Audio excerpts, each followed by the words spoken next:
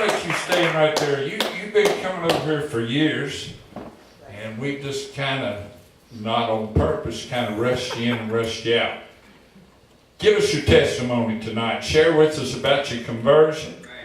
Tell us about your upbringing, your teaching from your parents. Share with us a little bit. Give us your testimony. You don't have that long.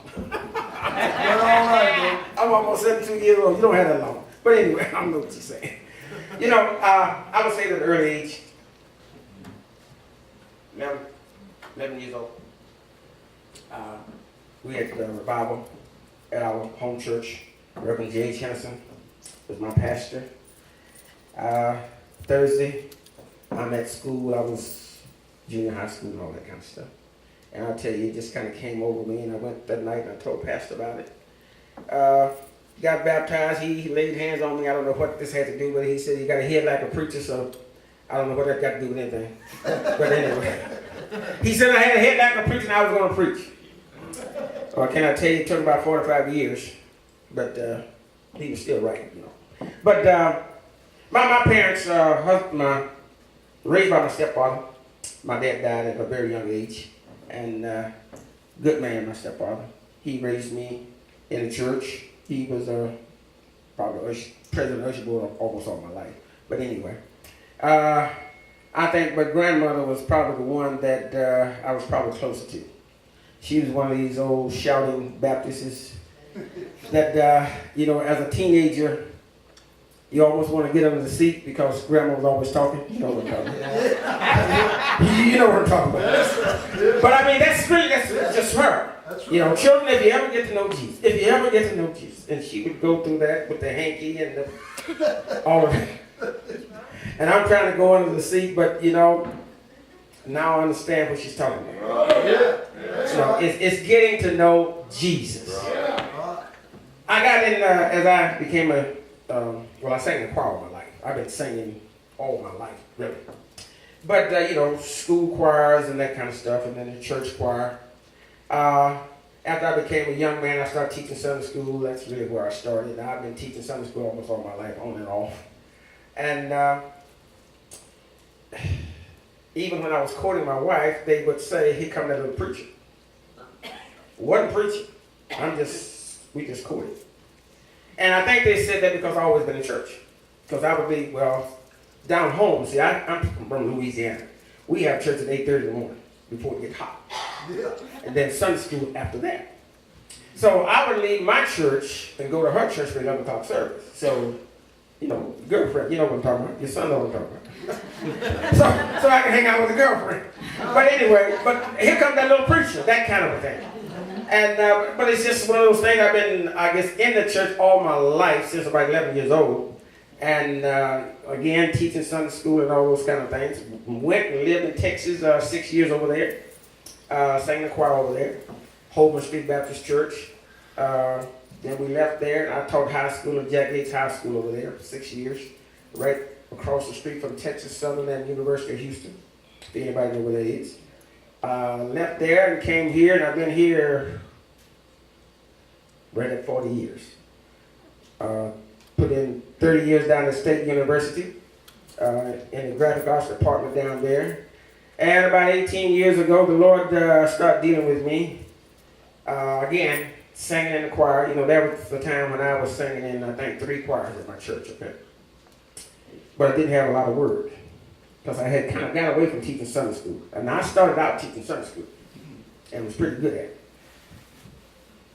But I got in the choir and I was singing all these choirs. I wasn't teaching Sunday school. And I don't know, the Lord just shut me down.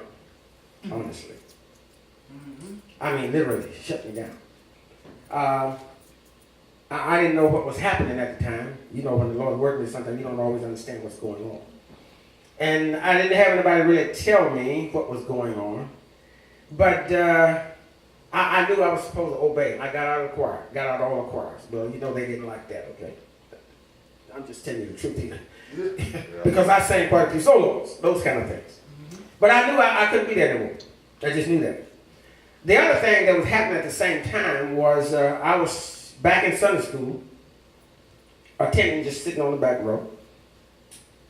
Very nice guy, deacon. But put it mildly, he was not a very good Sunday school teacher. Honestly, I'm just telling you the truth. A good man, but he really was not a good. He couldn't get the word over. And I would sit back there and I was bored to death. I tell you, I was. And again, I think the Lord was working with me, and I didn't realize what was going on. What? And I went home and I was complaining to my wife, and you know as wives do. She said, if you're that bored, why don't you teach it? You know, that's what they do. If you're that bored, you teach it. I said, okay. So I vowed, Brother Richard, I said, I will never go back to Sunday school again. I'm prepared to teach this class. I said that. And I went every Sunday prepared to teach, just in case the brother didn't show up. I didn't try to push him out. Prepare me. I just prepared to teach.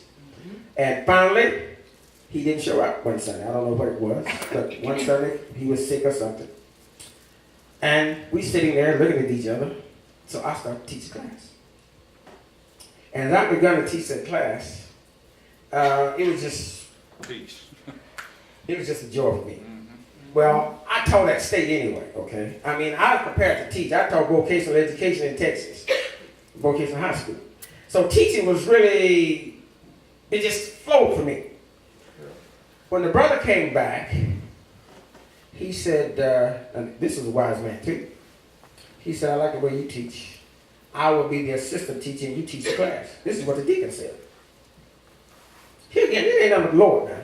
Right. Again, I didn't push him out. He asked me to teach the class. Right. I like the way you teach. I'd rather you teach it. I started teaching that class. I think I taught that class 12 to 15 years. Well, meanwhile, getting more, again, I'm not called a priest yet, okay? Meanwhile, I started taking some Bible classes on the side. I don't know if you're familiar with Kay Arthur out of Chattanooga. She has this ministry called Precept Ministries. And it's the home Bible studies and those kinds of things. So I went to a couple of those and I liked it. Next thing you know, I went and got the training to do it. Went over to Columbus, 2-day training over there, and started studying out, began to teach those classes. Then a little while later, I went down to Chattanooga and took a couple classes down there with her. But it was just basically teaching you how to teach the Bible kind of thing. Well, I taught for that group probably about 12 years. Just teaching Bible, home Bible studies, wherever they want to have a class. If you want a class at your church, I have it at your church. If you didn't, well, see, because some folk didn't want you to have it at the church because their mentality was you trying to start a church. I'm not trying to start no church. I just want to teach.